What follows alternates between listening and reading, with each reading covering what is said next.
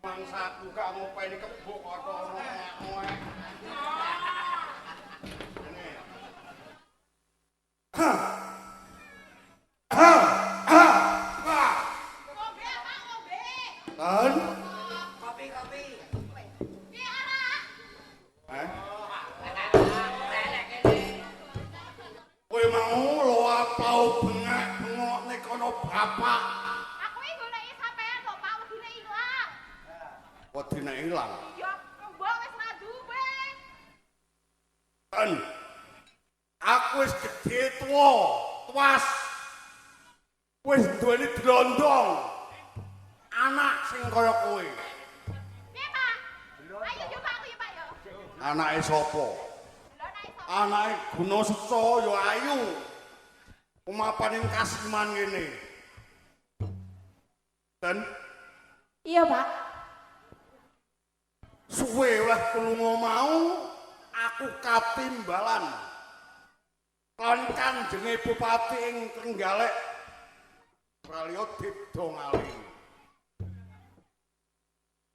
Sawise aku katimbalan gedhe labetku ana ing Trenggalek, dheweke bakal gandeng aku bondo donya mestine ing kene ana enteke. Nah, Kanjeng Bupati ngendika yen toh dheweke duweni putra kakung, aku duweni anak wadon ya kowe seminten. Dheweke ngajak bebesanan. Tenan, Pak, piye, Pak? Kowe bakal didodoke kelawan Den Mas Broto tenan. Aku pengen bojo Pak iki, Pak.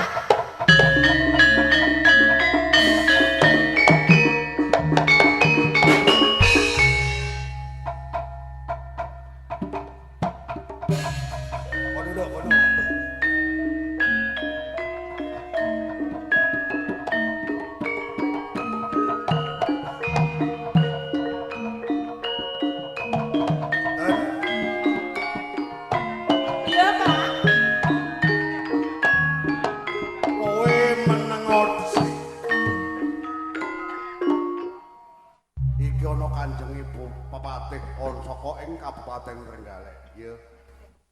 Tabik Kaliman Tabik, Kakang Gunasetsa. Gusti Patih, Dibda Pati. Aku tekaku mrene kautus dening Kanjeng Bupati Purba. Maring Dibda Ngalim, maring Uga Rampe kalawan surat kekancingan karo menika bondo donya Mas Picis Raja Brana. Sak sampunipun bondo donya panjenengan paringaken dhumateng kula wonten nawala saking Kanjenge Bupati Dipto Ngalim saking nggih monggo kula tampi monggo Kakang. menika nggih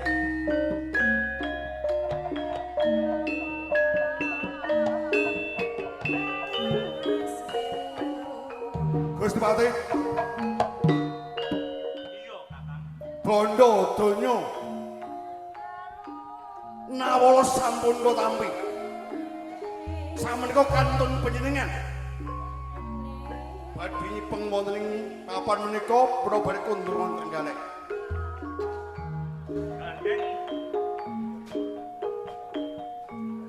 apa sing tak dadi nggih apa sing dadi kekancinganing Kanjeng Bupati Purbo Ngalim wis ditampa karo Kakang Gunaseca. mboten lebakjih Aku bakal enggal-enggal bali mergo ana ing kabupaten isih akeh tanggung jawab. ngaten monggo ngestaken kula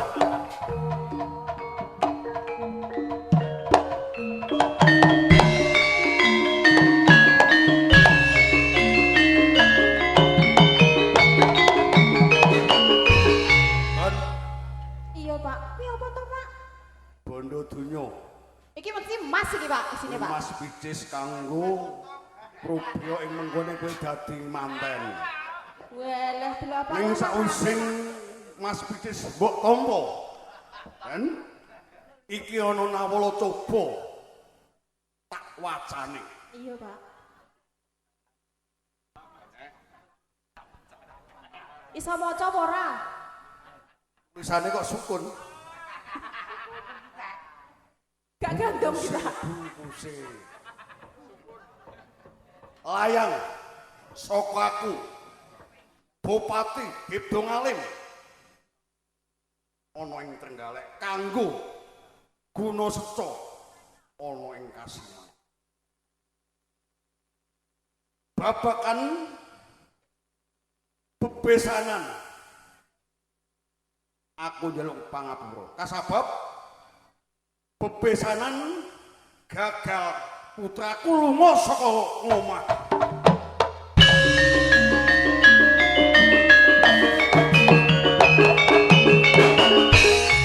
Piye, Pak? Ki mau, Pak? Apa, Pak? Ki mau, Pak? Dan salah sawijining bupati nanging retno kanggo contoh kabeh kalau cilik asal bapak yo gini tembung wis dadi tembung wis kumatok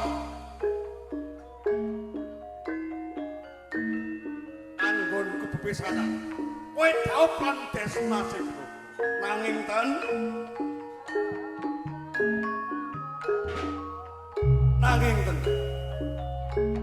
yo iki kang gawe galaning atiku jejodohan kowe manten pasti proto gagal ten Gagal, Pak.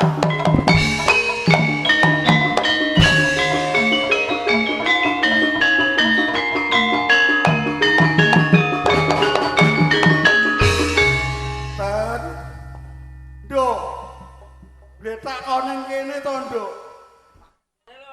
do alah yo mboke maning iki biasane ditangkai mboke iki iso eling iki kok ngene talam kaya aku kok gak enek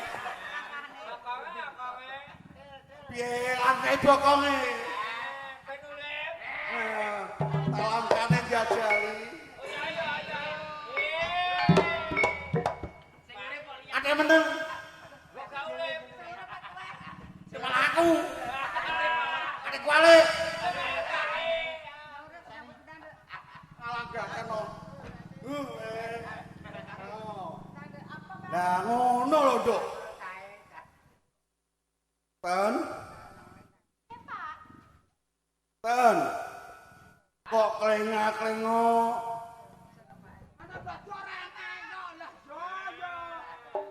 Ten. Kok malah ndung apa-apa, Nduk?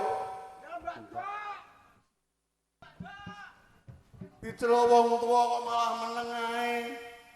Mong plong-plong. Aja ngono dongamu ah. Ten. Ya nduk salin, dadi nganten kudu salin. Nah, dandan sing ayu ten. Ah, sing ayu nduk ya.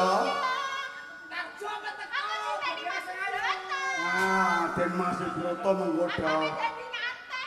Nanging gagal mboten.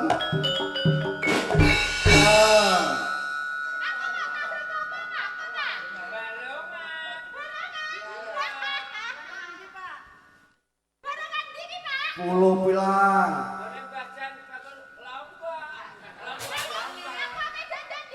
Ya dandan sing ayu nduk.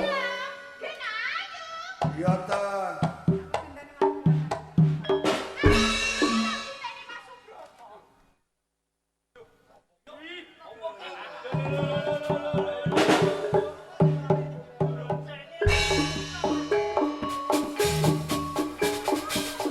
Tan.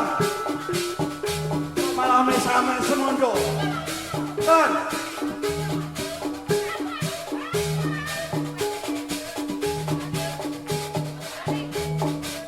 Jangan yo sing apik to, Tan. Sing apik nek dandan do. Kok Den Mas Broto meneh dandan kowe. Ya, dandan sing apik. Aja joget to. Alah piye iki. Ah.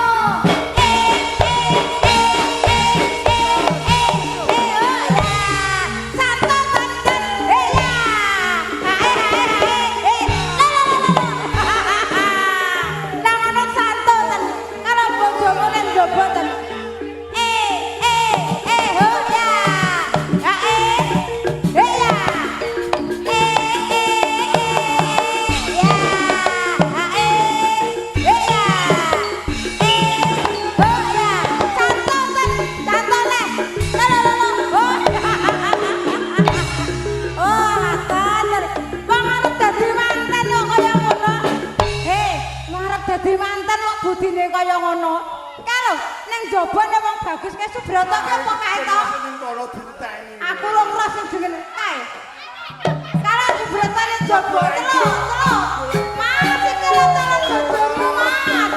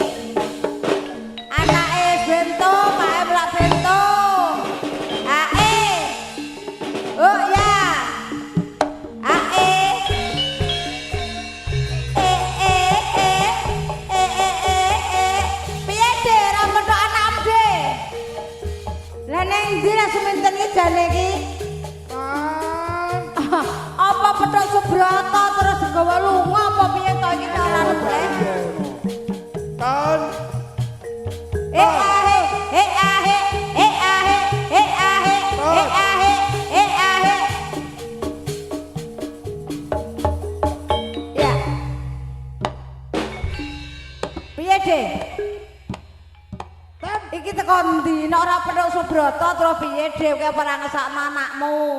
Dan sumitan. Ten. Saiki Subrata diles Sugiar. Loh, Dek, iki lho Dek suminten, Dek. Tan. Ten. Iku tan.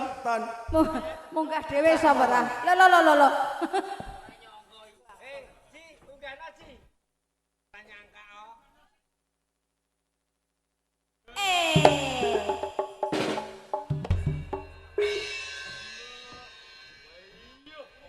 Apa kuwi ten? Tan. Opo kuwi? Apa Aja iki? guyu-guyu kaya wong bento to. Tan. Tan. Sapa kowe? Tanten kok kenal ae kok so. Lah kowe sapa kok malah? Lho kowe sapa? Kenalan dhisik yo. Gue adek koleke bajing melok-melok. Tan. Kowe iki sapa? Tanten ae. Lho, Aku ora kenal kowe kok. kowe dilondongku, kowe anakku. Aku kan di Pak. Heh? Aku kan di Pak. Lah sing gawe kowe sapa? Sing gawe Gusti kowe- Allah. Edan kowe ning Gusti Allah. Yo Bu yo. Sing gawe wong akeh. Hah? Kandhane kok sing gawe wong Aku akeh. anake iki lho tekan Kendal. Iya. Alah bohong kuwi bohong.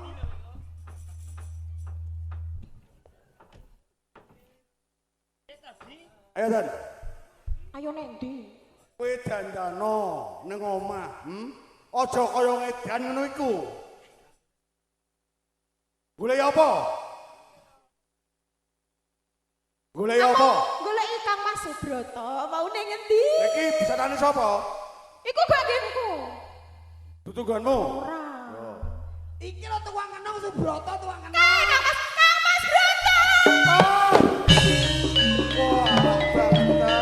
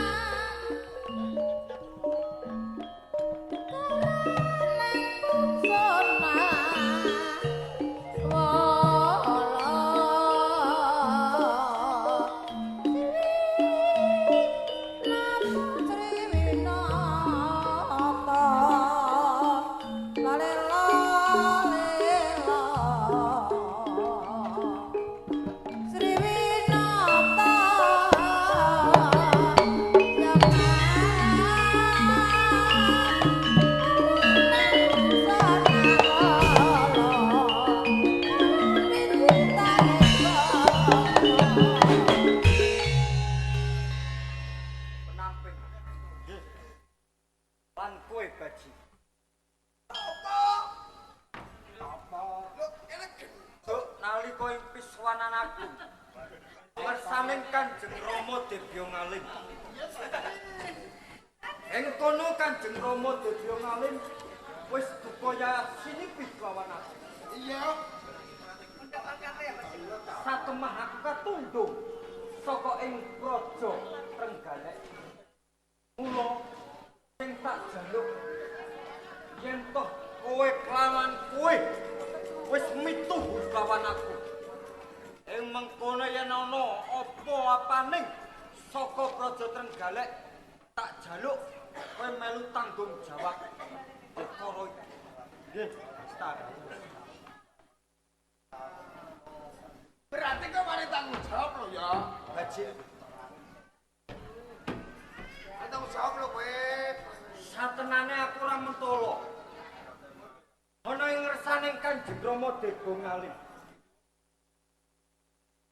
Tuhuning kono mung perkara jejodhoan. Iya. Sapa wonge? Yen toh digauke. Kamangka aku durung ngerti sapa sing arep dijodohke karo aku. Ning yo kene. Satemah ing kono Kanjeng Rama duka. Yayah sini pikaro aku. Iki lho. Sing dadi penggalingan. Yo.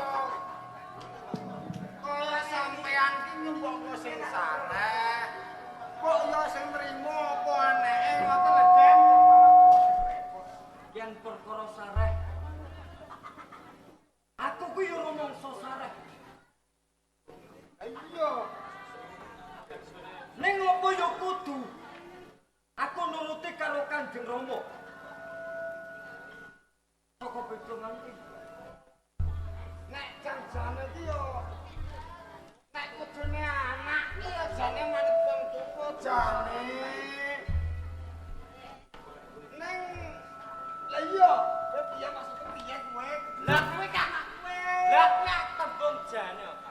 Wong jeneng tresno ki tulus saka ning ati. Lah iya. Ora kena dipaksakno. Ngono lho. Lah iki kudune piye? Yo ngono. Maksudnya ngene lho.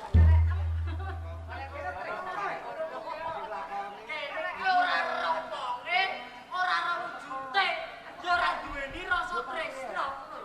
Yo nggih ngeten lho, Den.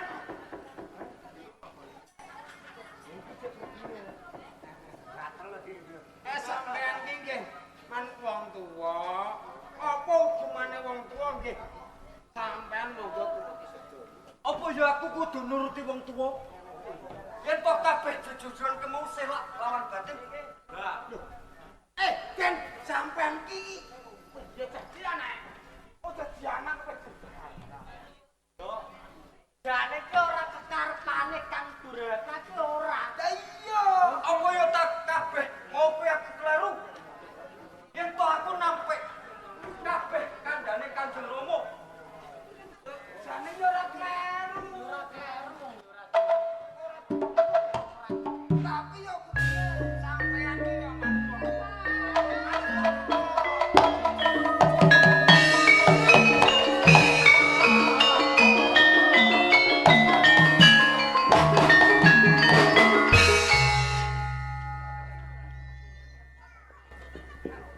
Dan masih Broto, Paman Patih Reksa.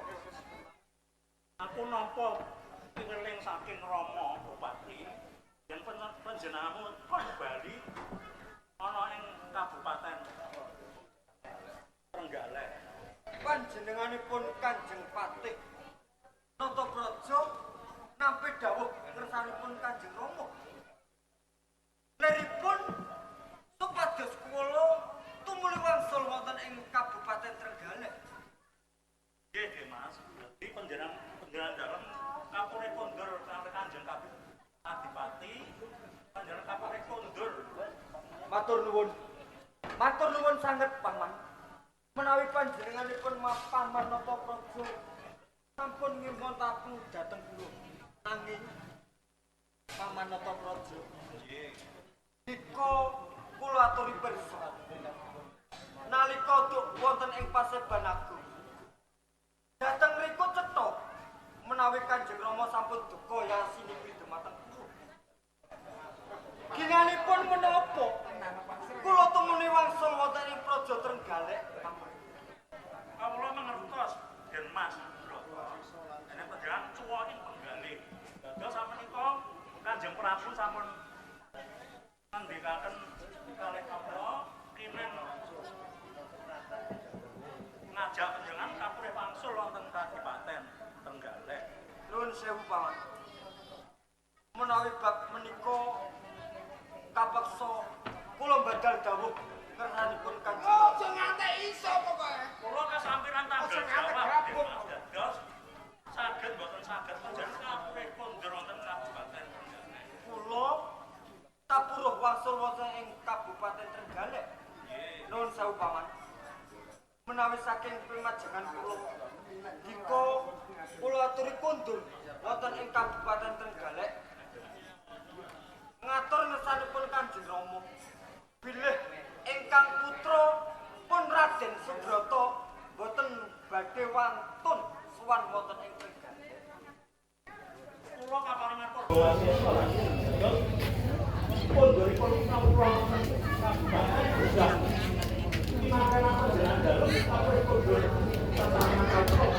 Pamanoto Praja. Nuwun sewu. Kula tunggak Rama dumateng panjenengan. Dhateng mriki pun Raden Subrata tegesipun ngantun kaliyan Pamanoto Praja boten pamit. Nanging dhateng mriki pun Pangeran Subrata wantun kalih tumindakipun Kanjeng Rama Dewi Malih. Ing dhateng mriku sampun ngalingsih saking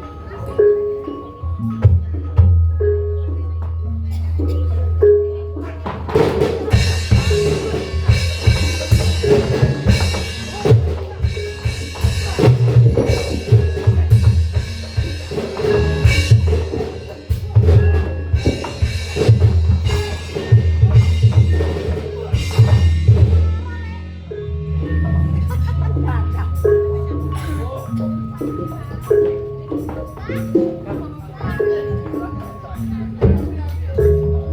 patah ngono. Wes yo.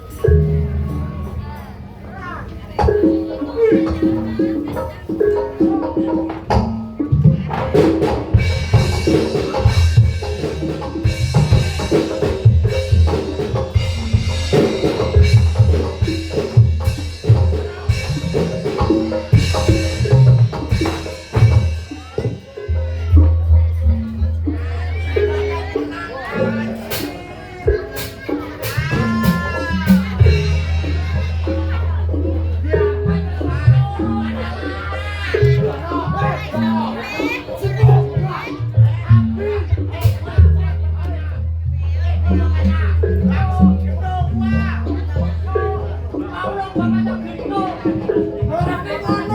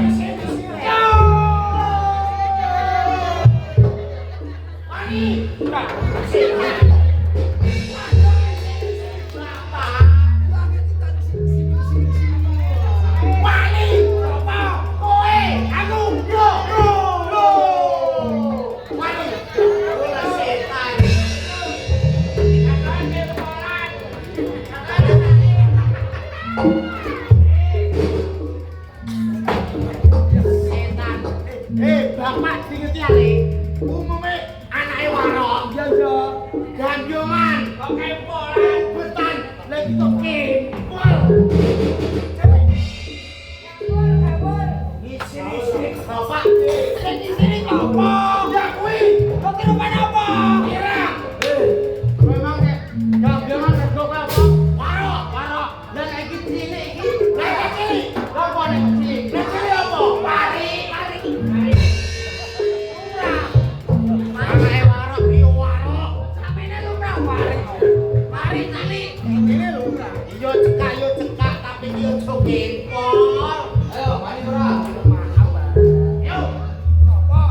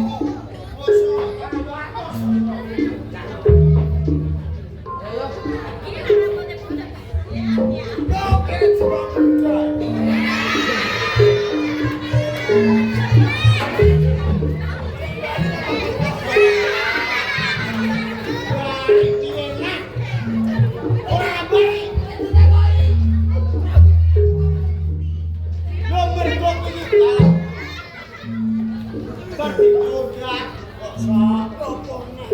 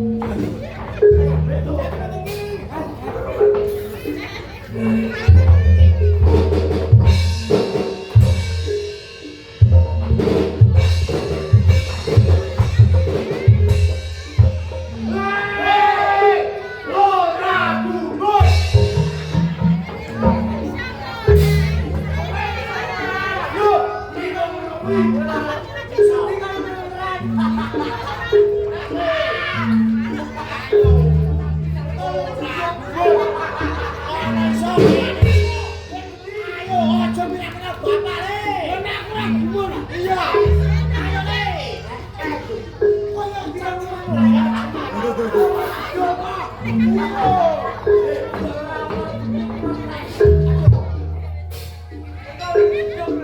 Hei,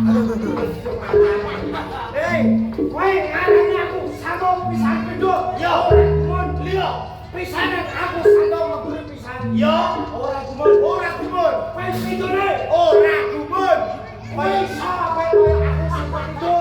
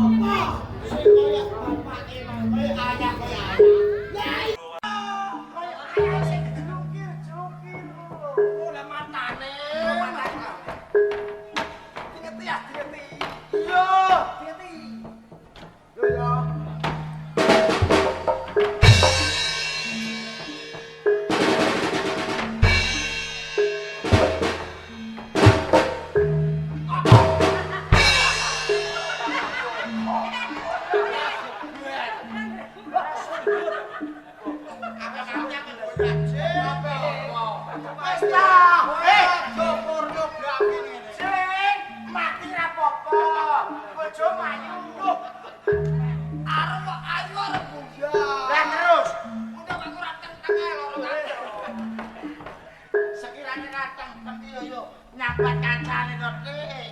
Jeng. Apa? Terono.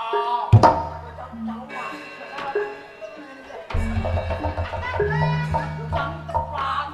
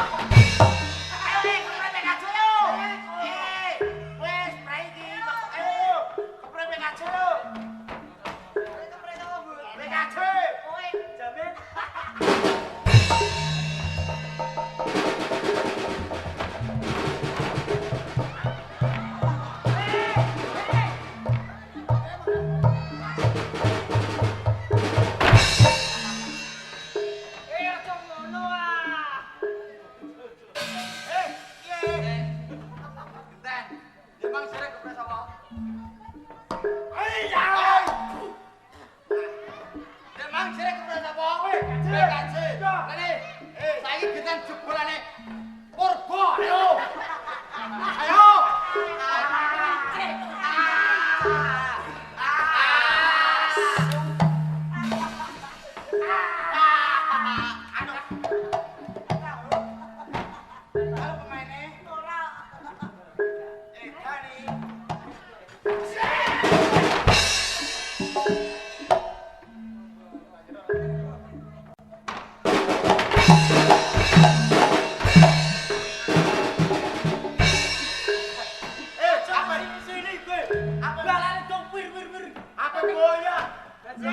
Aku serah itu kok.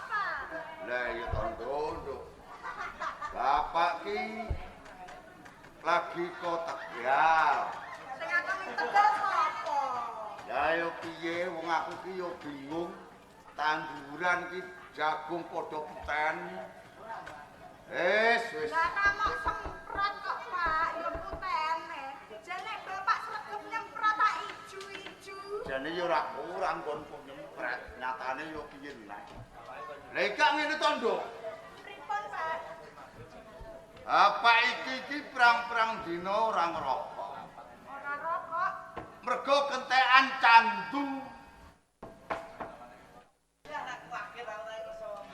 Lah saiki ngene, Blok. Iya, Pak. Kowe arep takon ning pasar. Golekno candune bapak ya, Nduk. Golek candu oke. Saune. Ana engko jukuk sak cukupne ning lemari ning mburi kono lho. Bapak ra duwe lemari kon. Lho sing emang lho lemari kepang. Sing kono. Iya to? Saiki. Iya. Saiki. Iya dah. Ketute bayani kok malah. Bapak ra duwe duit ngono kok. Ana lho ning mburi. Masak cukupe. Angger ngakon tuku candu mesti. Lah kondoe anake Sura Menggala. Ya wis iki ngene wae. Aku mah ngerti to, kowe ketoke wis semenan dhuwit 50 pokoke. Tebake candu. Ane ngopo? Iki dhuwit wedok. Wedok sapa? Tuku candu yo. Lah, wis tau tange to, engko tak joli. Bayar lo yo, Pak. Iya wis tak budal tak. Kene yo, Pak. Iya Nduk, sing hati-hati yo Nduk yo. Iya.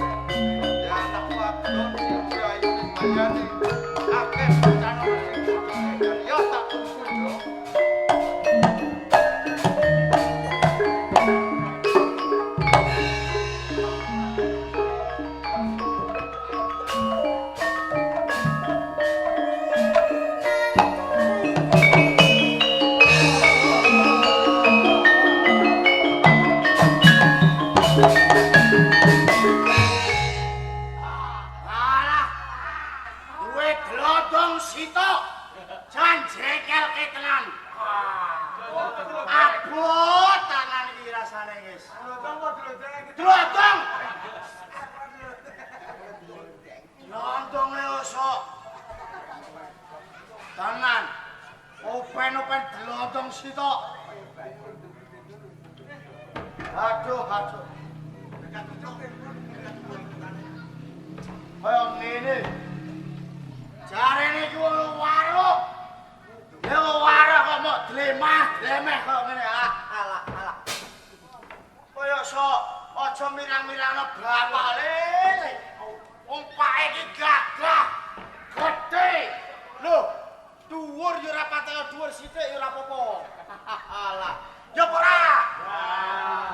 Ora ya tak santapi kowe. Glondeng kok. Glondong. Aja kedangi lek. Ora ngonone. Glondongku ki lho radang metu biasane ki amene iki metu kok sok. Glondeng piye kok sok? Wong warok ki duwene iki glondong yo mok sitok. Kok yo mok warok karo warok sur gento lho. Alah jane lawan gento yo angel kok. 50. 50 kilo piye? Wah, kuwi dunungane wong nom-nom. Masa wong tuwek ki wong nom. Tuh. Piye, Pak?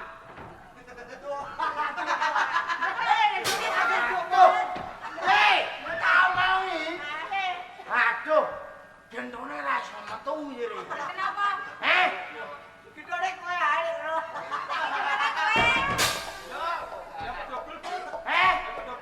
Berarti aku ki dadi kendhok. Modar ya aku. Alah. Tuh. Ora iso metu aku ya dadi kendhok.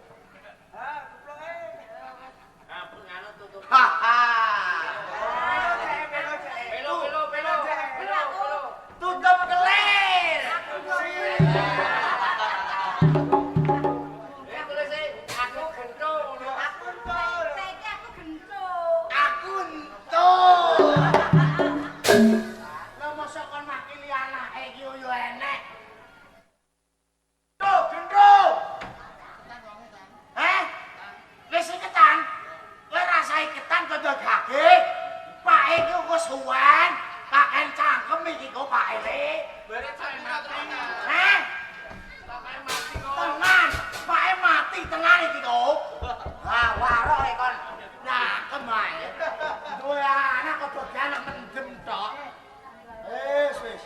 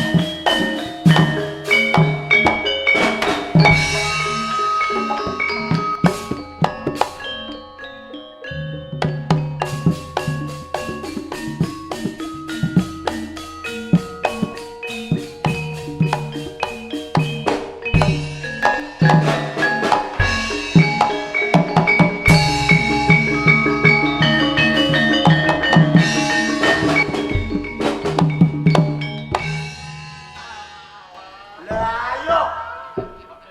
Tuh, gendut. Lah ayo. Lung bapake ayahe polahe kaya ngene lho. Ayahe polahe ora tata lho, Tuh. Abi.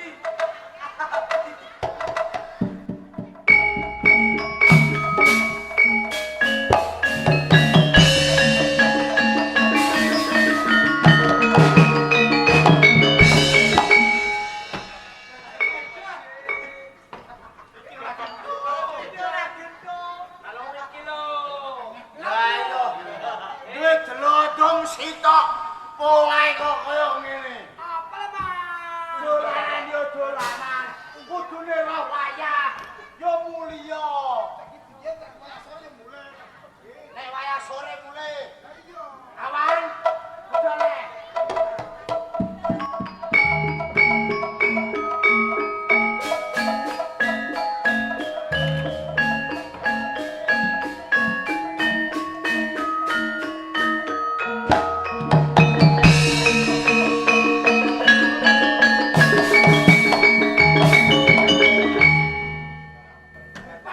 Piye?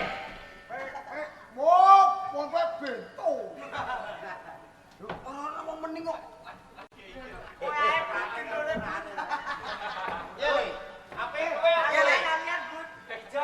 Kamu. Iya saya. Di belakang. Aku sapa le?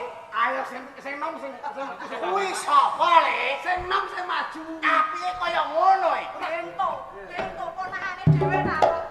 Kamu sapa le iki? Hei, sapa le iki le? Jangan apike kok.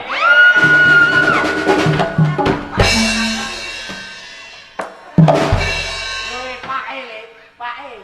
Ya nek ning gol Pak E oleh ki ngono mbayu dhewe. Bayu nek bayu ana ning isor ah. Paham. Ya Pak yo Pak. Cuk, tracak ya Allah.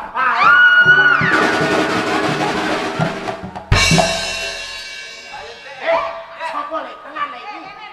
Jenengmu sapa? Lho, Sura bangsat. Pak E gento. Berarti kowe bento. Lho, kok bento ki piye? Ana cempluk anake Sura Menggala kakaken. Kok iso pangkat iki piye? Lho. Kowe iki cempluk. Alah. Kowe cempluk.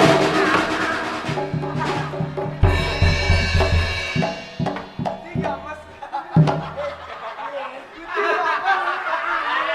Hei, kuwi ponakane. Lho ponakan. Ya ponakan kuwekku. Saya jodani jenengnya. Kenapa kowe? Lho kowe gak ngono. Saya tuwa iki mundur sing maju sing nom. Sing nom. Oh alah wis sing nom yo kok sing nom lho ya. Wis sing tuwa karep dudung. Alah. Bocah.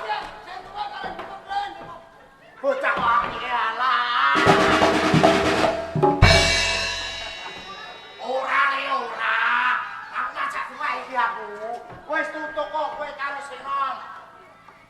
Wis tutuk kok. Yo. Eling melingi bapak. Wis arasan golek kuwi. Kesentep dasem lho. Eling melingi bapak. Yo. Wis. Bapak nang mburi. Yo. Pak E bagi.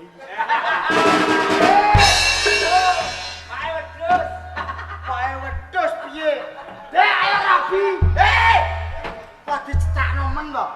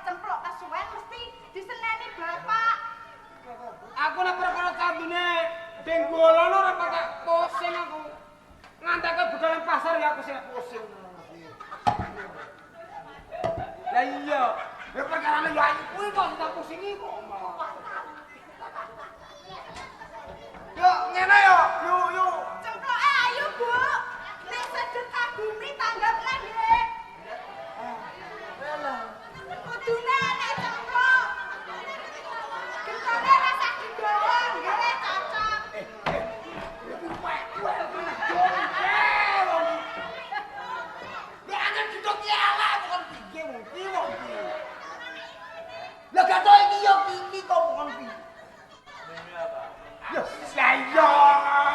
Saya ngatus kira prae ora kene kok. Lah nek dikono weli ya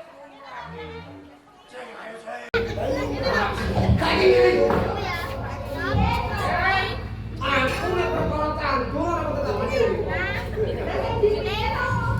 Sepenting ini lho yuk. Pokoknya ini sore. Aku seneng kowe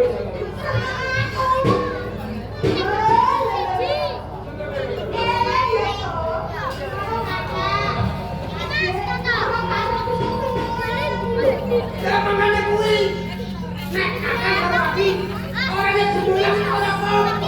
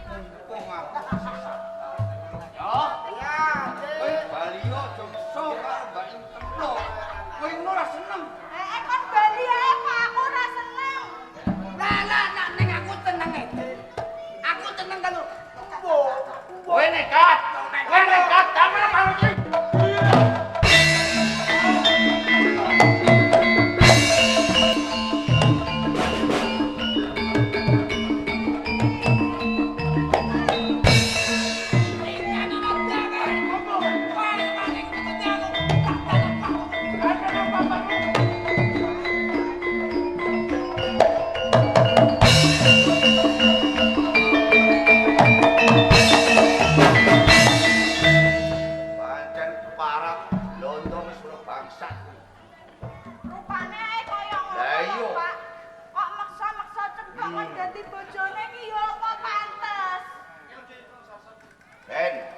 Ben madul bapake ben madul. Kok nek bapake dhewe iki. Wis gak saya petinduk. Sene bapake. Anur.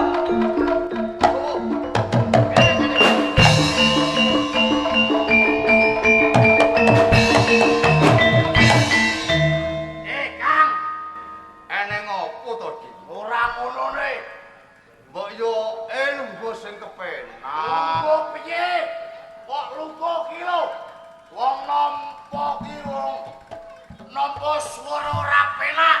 Lho, ane swara apa to, Dik? Lho, kowe to mbiyen tau omongan. Piye le, piye le, piye? Aku mang yo isih disajuk, Mas. Yo.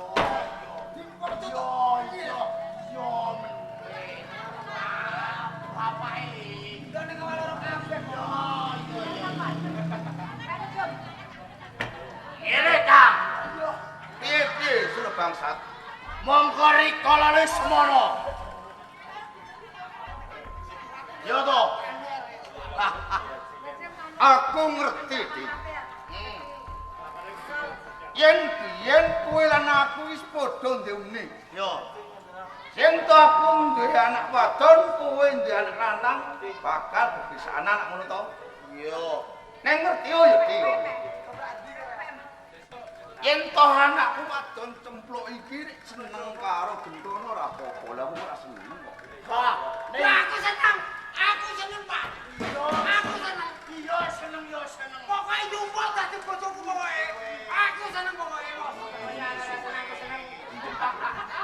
Nek ngene lho, Pak. Aku tak dibujuk-bujuke karo wong iki yo karo wong kae.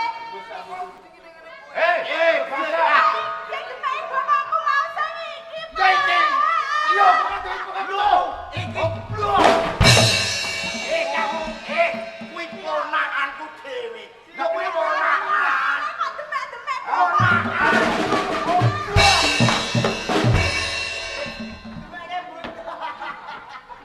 Lah iya, lung piye kok?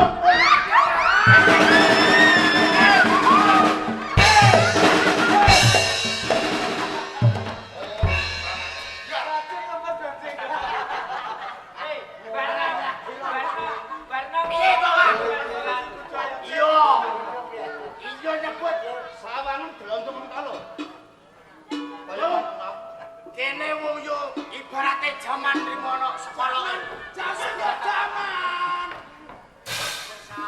Saiki ngene suruh bangsan. Wis. Ya kuwi aku gendong. Bab. Arep pesan iki tak dabalake. Lho, kok anakku ora seneng. Ora seneng.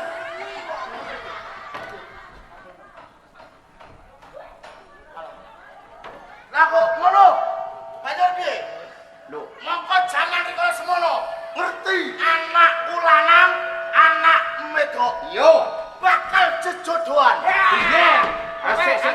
Wis Nek saiki beda. Iya, iki saiki wis beda. Iya, saiki sing seneng bapake. Nah, aku yo kira bae. Yang ringae semono jamane omonge mung ngono lho. Anjur kepiye to? Saiki kari kowe. Iya, nek gak trimo ngajak apa Radeni. Wong adu jaya kawijayane warok to, Mas. Yo, santak Pak kesuwen. Tanda tali do cilik.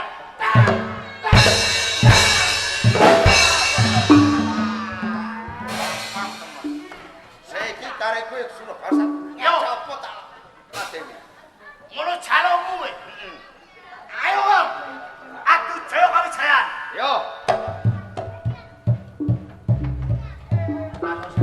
Ini, jauh. Oh.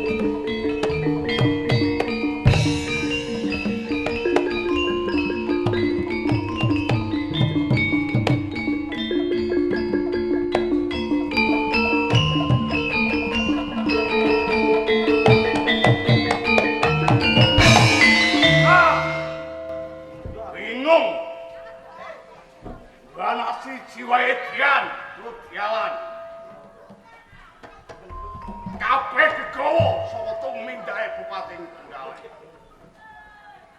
Piye angkahku? Ya kalku bisa kelakon. Duwe bojo, duwe mantu.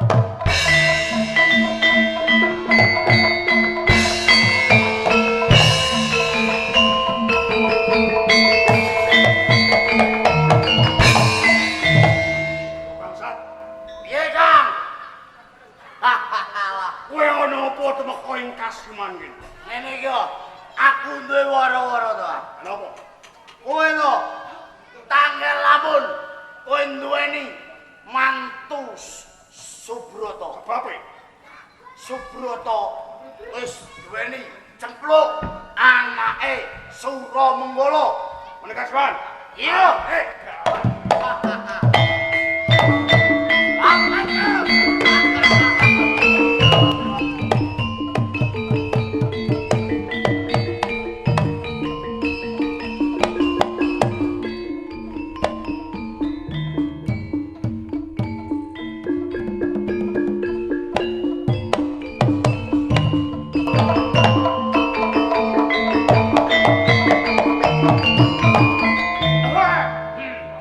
Wah, pancen wong duwe anak wadon ki abot. Pisan. Yen bejo pengayangan aku iki sawise arep duweni mantu yo Subroto. Anake dipati ing Trenggalek dia ngalih.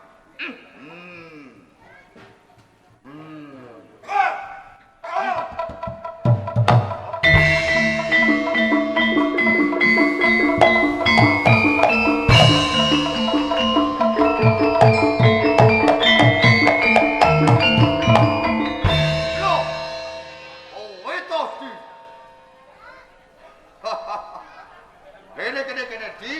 Kene. Lungguh. Apa isih ngakoni aku adimu? Piye to? Lah wong kowe ki adikku gak takon piye to kowe iki? Aku tak takon kali sampean. Ya arep takon apa? Mbok yo ndang ngomong, Kandhane Sura Bangsat yen masih broto mapan mungkin malah mbok jodohke kan glondong. pancene bener kandhamu. Yen to cempluk iki wis dadi bojone Den Masih Subroto.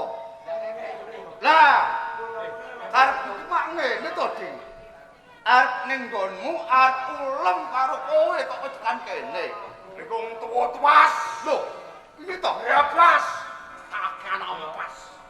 Lah kok kaya ngono ki? Kakang Golo. Entok ngerti mesti keturu.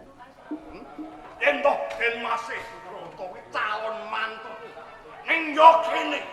Saiki kok kapan?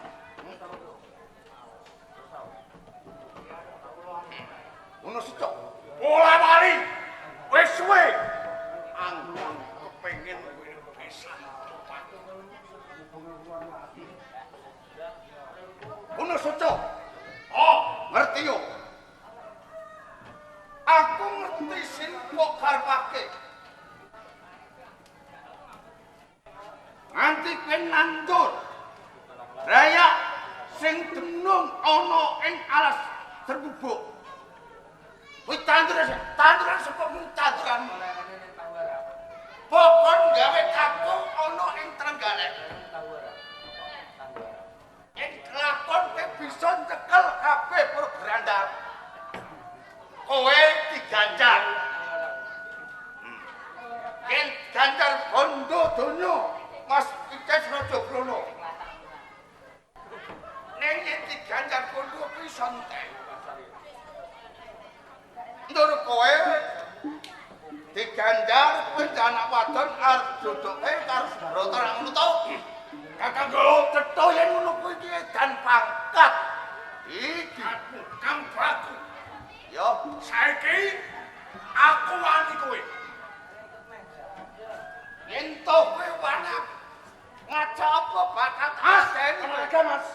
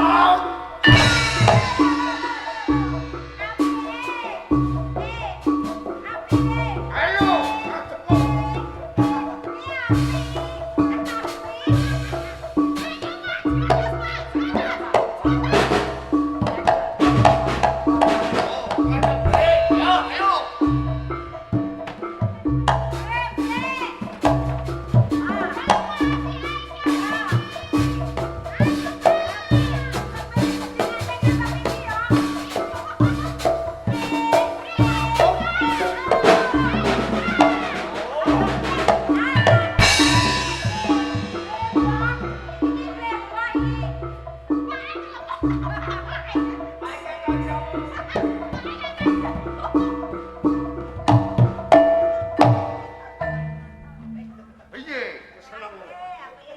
Wes seneng. Selalu sing adu kekuatan. Adu to sing baung. Iya, andeling kulit tau kalah. Njur karepmu saiki piye? Kowe ngajak kolor. Yo, mari kau wasiat. Sembah yo. Ini gede yo. Aku gak bakal ngasut ya. Berangkat tolong pelayu.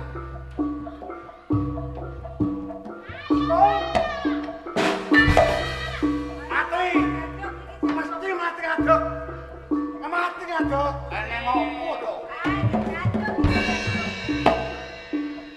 Ini.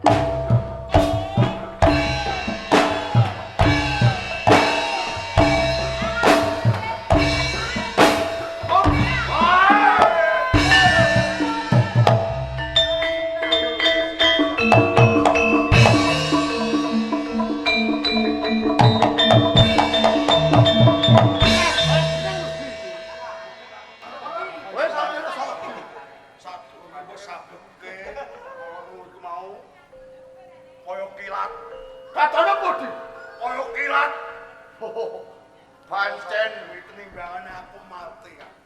Yo, kalau aku ngalah ning, aku njaluk lawan kowe. Aja mbok buka babakan anggonku gawe dikal kecu. Dur arep piye iki? Ning Kang kowe kudu mesake ponakan ngono kae. Lho. Kuwi suminten kae kaya wong edan. Tan, kene nduk munggah kene nduk. Wah. Padhe nganti pangklen jare. Kene.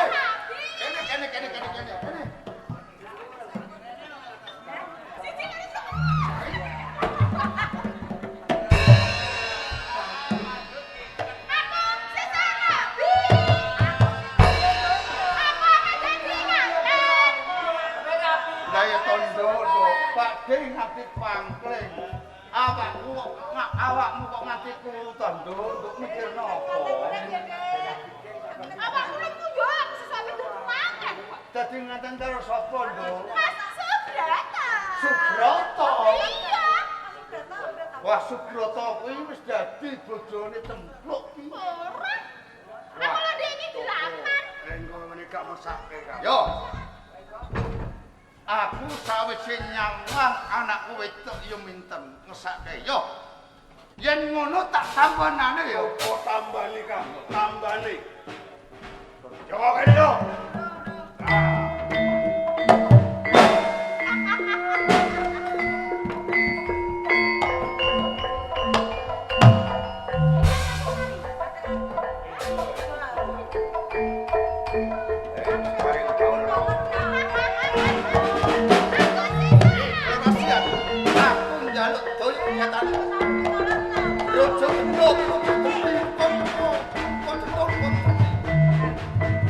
Setan sing masuk anggane sampai kepala wasiat aja dadi sawel. Oh.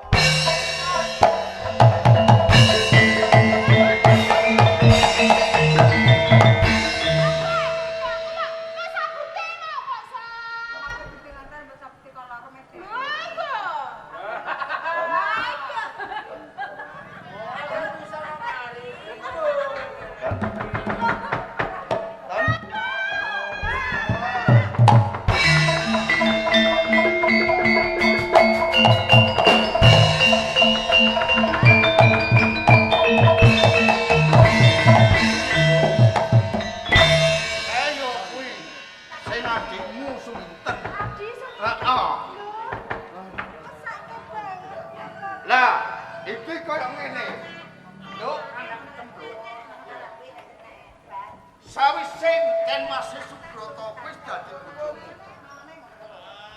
Monggo papane ana ing kene. Suminten iki uga seneng karo Upama kowe diwayangno pingsake adikmu. Dan Tak ngono to, Dik. saiki Den Mas Broto wis duwe bojo. Umpama kowe diwayok apa ya gelem? Aku gelem kok, Pak.